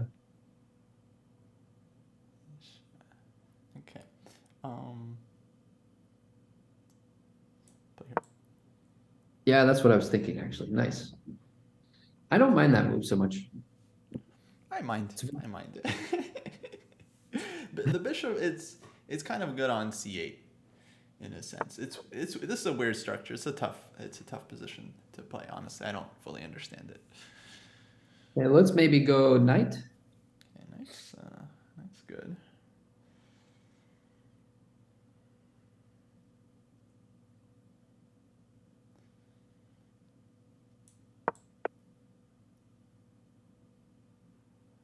Yeah. So knight d7, there would have been knight g5. I didn't like.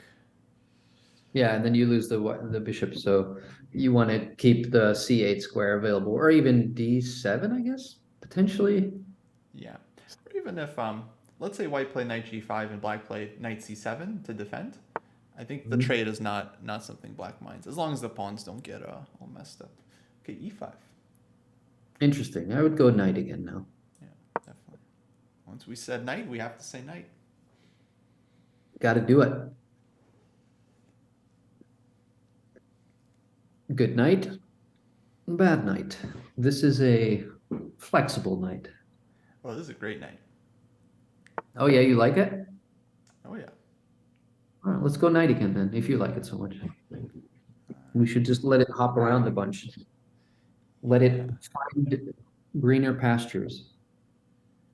Mm,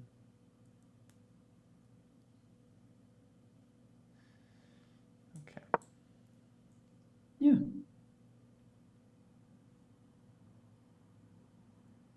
Do you think Brayden's also listening to our commentary? Should we just be quiet so he doesn't actually get good ideas from us? Oh, it's not helpful. I don't think it's helpful. It's probably just distracting. I hope he is listening. I hope he's listening the whole time. I remember playing Christoph Selecki on stream once, and I misplayed something, and he was like, "Oh, he's playing a gambit against me," and I was like, "No, I just blundered a pawn," and I was just like getting super nervous. Uh, It's funny. It's a great okay, memory. Braden's keeping the tension. Mm-hmm. Well, let's go queen. All right.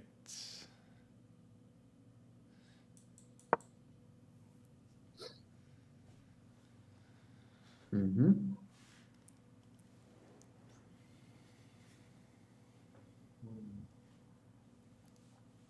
If you're hearing weird noises, it's my dog again. He's dreaming. He's not like sometimes he makes like yelpy noises in this because he's dreaming, but right now he's sighing loudly.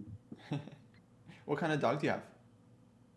We adopted him from a pound. We don't really know exactly the mix, but he's half golden and half something. He's just a kind of a shaggy golden, if you will. Very cute, very sweet dog.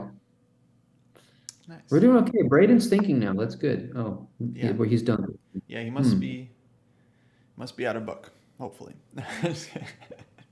Braden's like never out of book though. He studied so much Chessable. This is still Gaevsky, chapter 12. All right. Yeah, yeah. I I'm really tempted to go pawn. All right. Okay. Slow prophylaxis. Yeah. Oh, I think I might have know which. Do you want f6? Yeah, I was thinking f6. But now f6 is like pretty much not Now it's possible. now sort of. I think the problem with f6, it's like we don't really want to take. I guess you could go f5 then. Yeah, it's reasonable. I was yeah, okay. All right. So Braden's keeping it slow again. Yeah. She's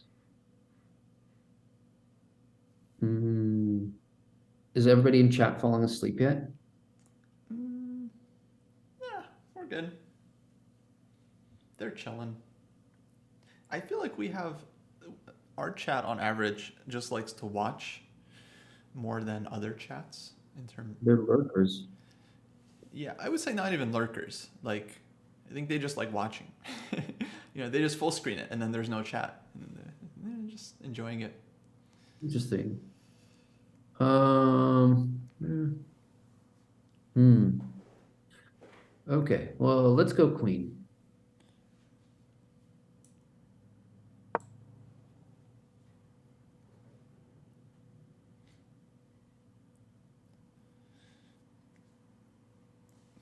Yeah. I was actually thinking queen b7 would be interesting. Mostly because then the knight can come back, you can make a little plan, putting the bishop somewhere, etc. But this is okay too. Yeah, I guess I was just shuffling a bit.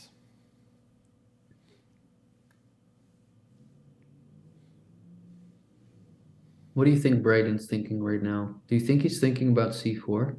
Yeah, he's probably thinking about how strong it is and whether he should play it immediately or take his time with it. So he's thinking about c4. So c4, knight b4, bishop takes, pawn takes. Is that terrible? Probably wouldn't take.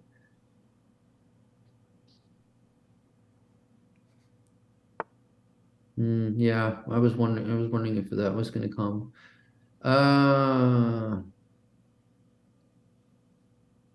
She's. I guess we go king. All right. Mm-hmm. Oh, he did play c4. So now we don't really have any options, so we just go knight.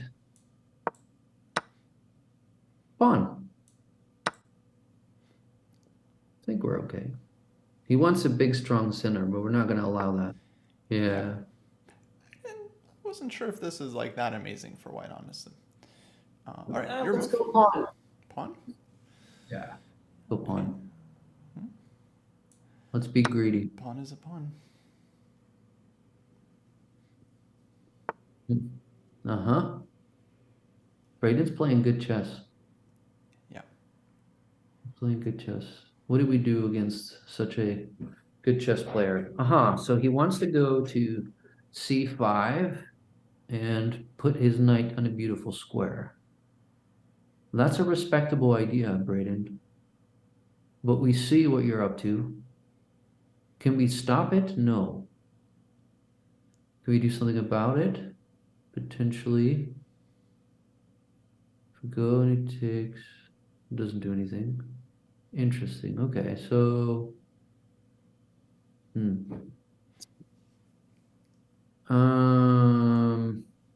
yeah.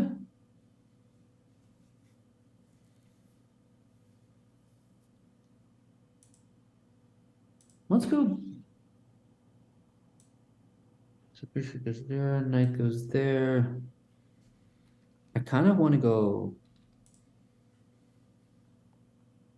there. Ooh, this is hard, man. This is not easy to play. Guess I'll go rook. Okay.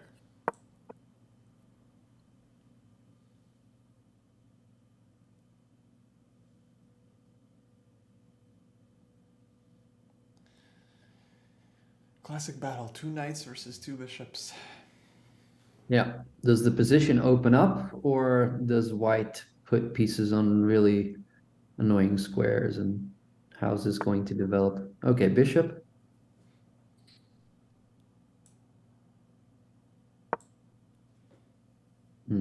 Oh, I like that you're being a little provocative there. Yeah. You're trying to tempt him. I do have a provocative style, Do especially you? against low-rated players. Oh, now the trash talk starts. Now the trash talk starts. We're trying to trigger Braden into playing bad chess. Trash This talk. is you see me, international masters, they apply all the techniques. Let's go. Oh yeah, let's go bishop again.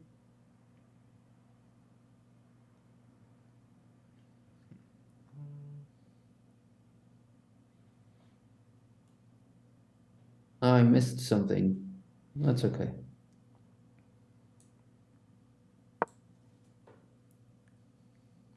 And I trick him by moving back and forth.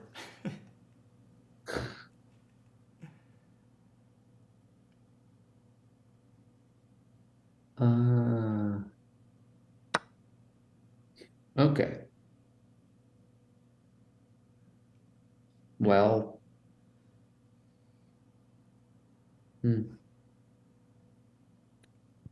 yeah, I saw that right after I said bishop. Now I'm not liking myself. Um, that knight's annoying. Pawns in there. Let's go bishop again.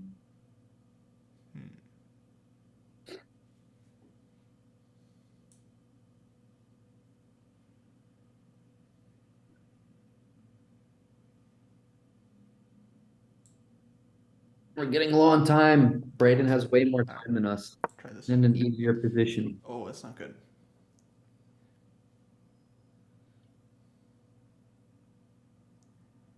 How's the chat doing? Nobody's talking? No, chat's cool. Chat's chilling. Someone sent a clip of Andrew Tang. Yeah, we didn't see it. We've been here the whole time. So yeah, we haven't seen it.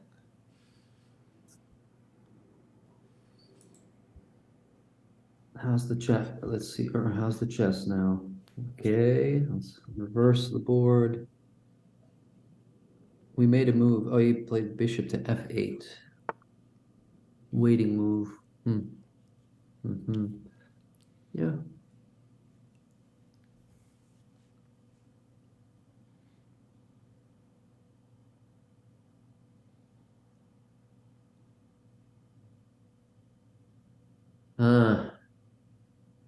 This is not my style of chess. Let's go bishop. Okay.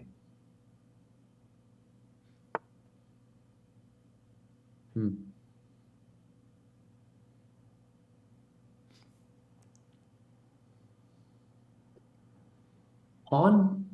Now I'm wondering if you're gonna see and think that what my idea is, if that's any good. Mm-hmm.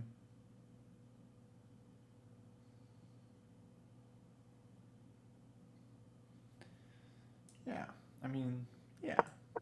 Yes. I was thinking about this move myself. Just double checking. It. Okay, yeah. So that's coming, but that's not so bad. Okay, let's go pawn.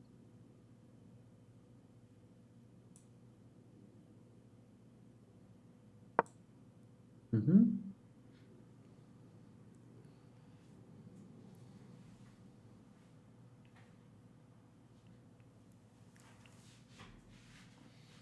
what's the worst that can happen? We lose all of our pawns and the game? That's probably, yeah, that's a very likely outcome.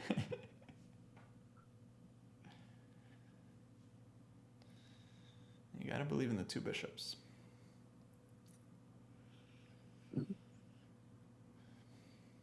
Yeah, but he's also up like 2 minutes. Here comes bishop.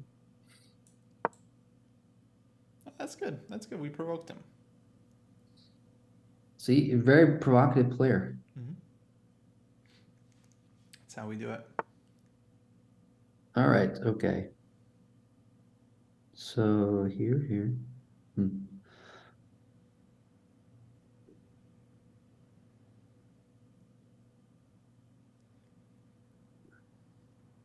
Jeez.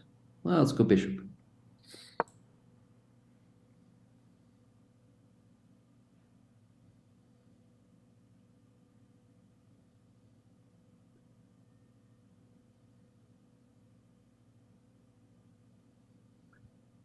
Oh, the quiet of a deep chess game happening.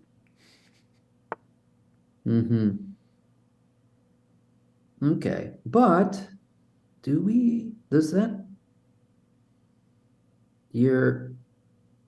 I'm thinking of a move, which you'll probably hate,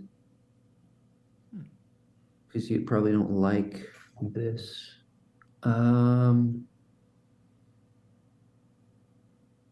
There. Huh. Feels like there's something now, but maybe there's not. Well, let's go rook.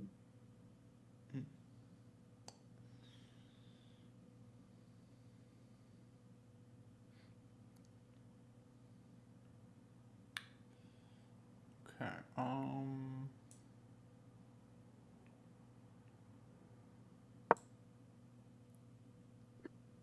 You're just going for a safe square. Okay, rook. Uh-oh. Go back. But now Braden has made progress. Yeah. At least he wanted to double, huh? I was thinking rook d7 isn't such a bad move before.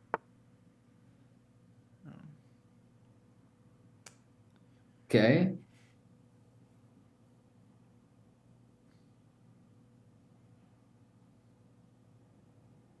Queen.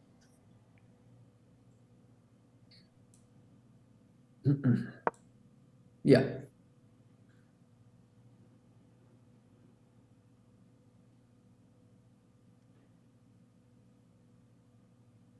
We're down on time. Yeah. Big down on 7. time.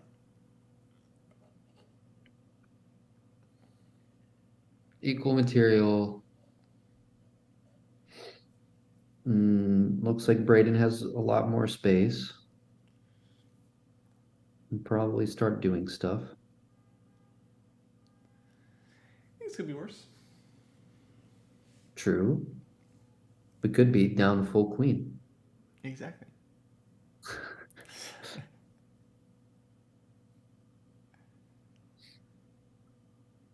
Come on, Braden. You can do it, man. Just plop your knight in there. Yeah, you Go can't for have it. more time and use it. You need to like play quickly. Okay,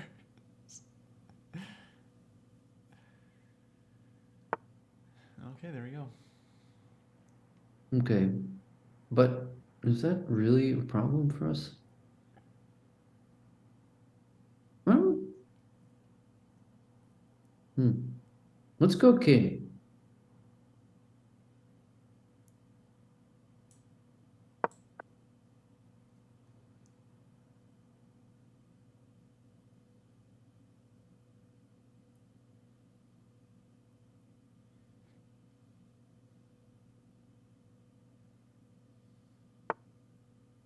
Queen.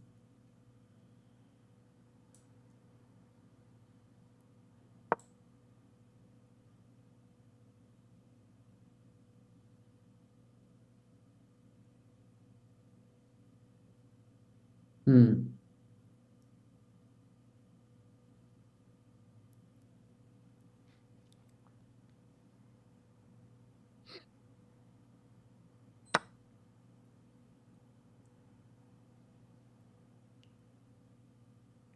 Hmm. Okay. Pawn.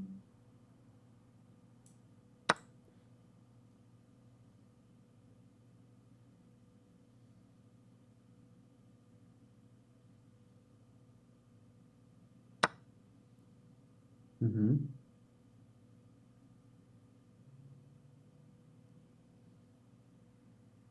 Okay.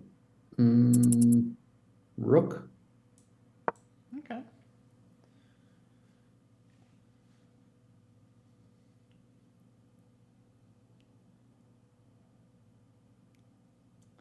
Yeah, we got some.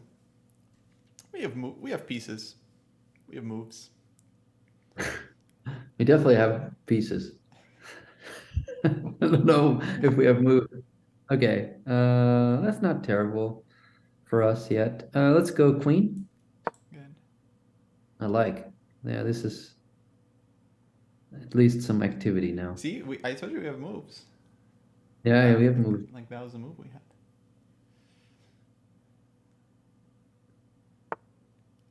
Okay, queen. Ooh, now we have squares. First we only had pieces. Then we had moves. Now, all right. Yeah, rook. Rook.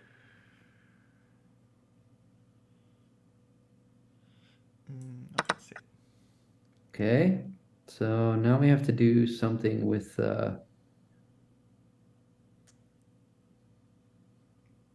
we don't have much time. Let's go bishop.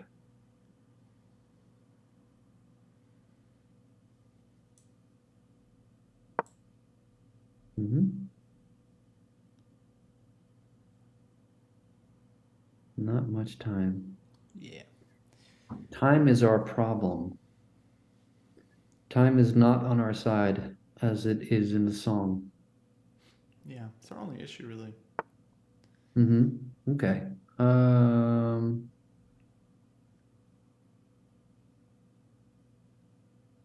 Okay. Yikes. Bishop.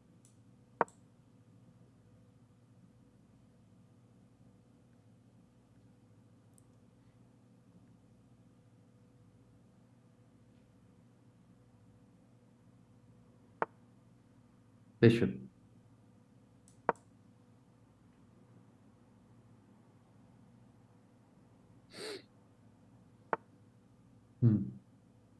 Bishop. Mm-hmm.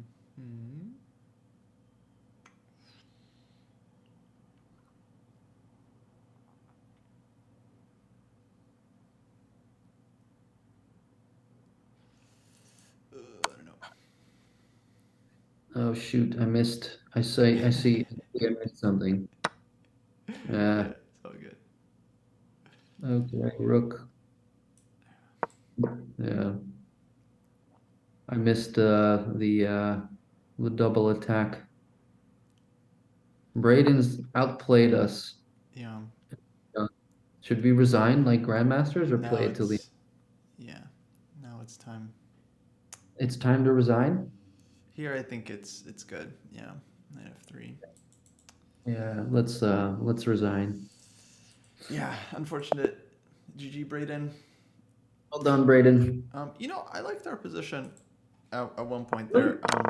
Of course, it was pretty tough, but I was thinking our one chance after white played g4 and queen e1 was here. Can you go to that position? I don't see it. Yeah, it's on move 28. I won't be able Yeah, to. I think you'll have to go there on your own. move 28. Okay, let me go. Let's see. Move 28, he says. Okay. Yeah. So this was the moment I think where we had our chance to kind of get back in. We played bishop e7, but I was thinking c5. We just had to play this now. Okay. Just for So, better or worse. okay. And then the idea would be to just go queen c6 or queen b7 next move. Yeah, you want to get your queen active and like into some light squares and whatnot. So you're sacking a pawn for something. Yeah, and then who knows? It might not be enough for black, but I feel like this is kind of what we had to do just to make things tricky. Because white's space advantage was pretty. It was tough to deal with. Yeah. Though maybe later we were okay too. Though I think. Okay, we didn't have a lot of time. So around here we got the queen to d5. It might have been some play here for us, but. It thinks like if I'm looking at the engine, it thought that queen c7 was like the atrocious move. That's where it jumps massively in the eval for some reason. From queen d7, queen c7? Yeah, and that's where it thought that we were just like doing some horrendous things against Kaisa's wishes. Yeah. Not so obvious why, but okay. Yeah. Yeah, these Ross Limo positions are very tricky to handle. Don't really have a lot of space. And then you got to figure it out. But yeah, GG. They're saying your mic is very quiet compared to mine. Yeah, huh. That's weird. I think I was maybe a little bit far from the mic. Yeah. But hopefully better now. Insane Lonely Bear. I'm like 1900 in Blitz on chess.com. There was a question. I think that's all the questions today. Everybody's just quietly watching, like you said. Nobody has questions or controversial opinions. Everybody's just here to play chess. It's refreshing. Yeah, no hot takes in the dojo. Yeah, Brayden, I liked your pawn sack. I thought it made sense. I mean, to give up the a pawn. Wasn't much of a sack. You immediately got it back.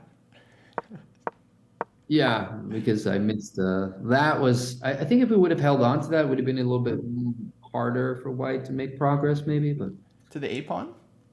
yeah. I don't see how, to be honest. I think white just picks that up whenever they Really? want to, basically. Oh, okay. Yeah. Yeah, I knew that, so I just gave that pawn up because like spend any more time on it. Cool. Cool. Well, Kostya, thanks so much for having me on the stream. Yeah, a lot of And fun. all the dojo folks. One thing we should definitely do before I go is to have you maybe, since you are somewhat of an expert in our library of content, is to have you pick a couple of Chessable courses to give out to your loyal followers and friends and all the people in the dojo and subs and stuff. So Oh, um, so I don't know. Maybe they have to beat you at a game of chess to get a course, or maybe you set up a little arena at some point, or you quiz them. But think of something fun, like a fun challenge, and then you get to award a couple of Chessable courses that you think will help these guys and gals in the chat improve at chess. yeah, Except for awesome. Braden. Braden doesn't get anything. Brandon has enough courses. So, Yeah, so you want to pick out a couple of courses and then yeah, um, we could do a little giveaway? yeah. You get to do a little giveaway. Okay, let me I just want see. to make sure that Braden knows that he's not allowed to participate and he's not allowed to win anything. Oh, um, We're not bullying you, Braden. We're just, just setting the rules. That's all. dude, great. Okay, yeah, let's just do like a giveaway. Maybe we can run like try to run a random one at, in the Wait, I in have the chat. one. I have so let's do one right now. How old was Jesse Kraai when he first completed his first ultra race? Ooh, trivia question. So first one that gets, I don't know the answer, but first one that gets the answer gets the course. Yeah. Braden, we don't need any more opening weapons. You're like, you should give me the Neo-Catalan course from Shanklin for winning, but you're doing fine with your openings. We don't want you to change your openings. Remember, like you should be studying end games and, like Kostya's studies and stuff. You don't need I'm more sure. openings. Sure he's done my course. Oh yeah, for sure. Yeah, the Okay. Dojo Aggressive Repertoire by Jesse, it's gonna be fire. Yeah. Okay. I'm trying to figure out which course I want to gift. Hmm. You know what my absolute favorite Chessable course is to gift, which I think anybody up to like let's say 2200 FIDE level will still, even FIDE masters to be honest, will still benefit from. Oh, what's It's that? the Checkmate Patterns Manual. That's a good one. Really That's a good really good course. one. Yeah. And like you cannot go wrong if you haven't studied that, it's just really always great. Yeah, that's Is fair. this payback for making fun of your B3 repertoire in front of Peter Lecco? I don't remember. Did you made fun of me in front of Peter Lecco about B3? Oh, Must have forgotten about that. disrespect. But I love B3. It's the best opening ever. 65, 87, All right, getting some 40, answers. 38. So guys, you're not even close to Jesse's age. He's not 40 and he's not 65 and he's not 87. And it's not that hard. You could just like, you could Google his age. But his age when he completed his first ultra race, you said. Yeah, yeah, yeah, of course. But at least like get his age right. It's like if you're saying 67 or 87 Oh, or whatever. well, those might have been Oh, you think troll it was responses. trolling? Oh, you think it was trolling? Oh, Braden, we want to make people happy, not give them Turetsky's endgame manual. That would hurt their feelings. I'm kidding. I'm kidding. Such a classic chess book, if ever. But I wonder how many people have purchased it and then eventually decided it's too hard for them because it's a pretty tough course to take. Yeah, it's very tough. I would say it's good more of like like a reference, like you were saying with like the lifetime repertoires, where Yeah, it's just maybe. like a huge course. Do you think, like, at what level do you think the blue book is, like, at what level do you have to be that you could benefit from doing the blue book? You mean like the blue positions in Yeah, Dvoretsky? yeah, yeah. Oh boy. I don't remember, but I mean he has material in the course. I mean in the book that's like suitable for lower level. So like someone's like 13, 1400 could get some decent material out of the endgame manual. But what's the percentage of the book that you will get benefit from at that level? Like Pretty 20% of low. the book? Pretty low. Yeah. Yeah. I think once you're around like 2000, then the percentage starts going up and up. So So like under 2000, would you recommend people study Dvoretsky's Endgame Manual? no, definitely not. No. Okay, I would definitely recommend anybody under 2000 study the Checkmate Patterns Manual. In fact, even if you're 1000 level, you might not be able to finish the final test or something, which is totally fine because we had Magnus Carlsen and every other top player in the Champions Chess Tour try the final test of that course, and none of them scored 100%. It's so hard. But the beginning chapters leading all the way up to the kind of intermediate checkmates are really good, and it will really improve your checkmate pattern awareness in games. It's gonna, especially for like finishing a game, having that recognition of like seeing the checkmates or like the checkmate threat that can give you a winning tactic is so crucial. So I really love that course. That's like one of the few courses that I would credit with giving me 100 or 200 points in online rating boost when I finished that course. Yeah, for sure. Yeah. I Yeah. feel like yeah, the checkmate patterns are so important. Um, yeah, for endgame books, I usually recommend a lot of easier books and then Dvoretsky only after you've gone through the hard stuff. It's an amazing book. It's just yeah, very very high level. There's a really fun series called Mastering Pawn Endgames on Chessable. Very small courses, but the positions are super fun. And I would think like this is one of those like older courses on Chessable that doesn't get the credit that it deserves, but it's a really cool course. And actually, it was created by international master Ahmad Al Khatib, who just became Arab champion a couple of days ago with a great 7.5 out of 9 score. And he created a really wonderful series on Chessable. I think it's a 5-part series called Mastering Pawn Endgames. And if you've never tried it, like seriously, just try volume 1. It's so good and so fun. It's very small. It has like, I don't remember, like 140 positions or something to train. And it starts with the basics of pawn end games and then works its way into more complex positions. And definitely volume 1 and 2. I've done both of those, and you'll benefit from that a lot. It's like easy opposition to, let's say, like slightly more advanced. But he did a really good job of curating these positions and giving you things. So I would really recommend anybody try that one. It's really nice. Awesome, awesome. Um, let's see. Okay, we're not getting a lot of answers on the Jesse question. Yeah, nobody wants to win a chessable course today. That's okay. That's the trivia question. Jesse's age when he finished his first um, ultra race, which includes what, by the way? Sure, it's like running. Yeah, he had to just run. I And was I just think he running. ran, I think he ran a 50K race. So that's like 30 miles. It's like a 30-mile race, I Wow, think. dang, it's a lot. 30 miles. Yeah.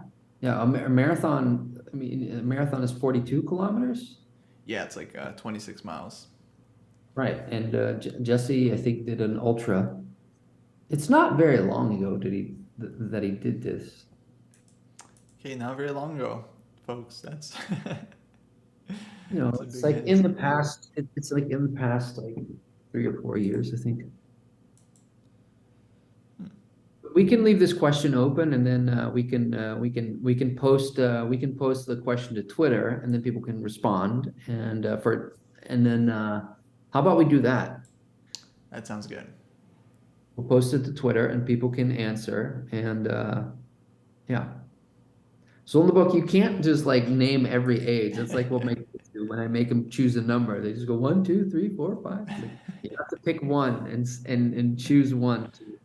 Yeah, one guess each. Sorry, guys. One guess each. Yeah. Okay, that sounds good. And I still haven't even figured out which course I want to gift. I feel like there's a lot of good ones. Take some time. It's all good. Cool. I okay. will exit the stream. Thanks y'all for hanging out and having fun. You're good people. Thank you for fun questions. Kostya, thanks so much for hosting me. I really had a good time, even though I got crushed twice by your really high chess playing followers. We played some strong players for Hand and Brain. For sure. But yeah, we'll do the giveaway on Twitter. Cool. Geert, thanks so much. This was a lot of fun. And yeah, actually, speaking of Twitter, people can follow you. You're at Black Atlantic on Twitter. Yep. And they can follow you on Twitter as well. Yeah. You guys can follow me on Twitter. Aren't you Hello Kostya on Twitter as well? That's right. And they can also follow chess_dojo on Twitter as well. A very good point. Yeah. Dojo needs more followers. I don't know. Do you need more followers? We need everything, dude. We need followers. We need subs. We need people to join the training program. We got 2 months of dojo left, tops. No, I'm just kidding. But yeah. Do follow Run. us. Take the money and run, right? And go. Bye, Braden. Good seeing you in chat, man. I hope to see your beautiful bald head and cap again on a call sometime soon. Thanks everybody else, and hope to see you guys in another chat at some point. All right, being in the stream. Thanks everyone. Thanks, Geert. Take care, y'all. Bye.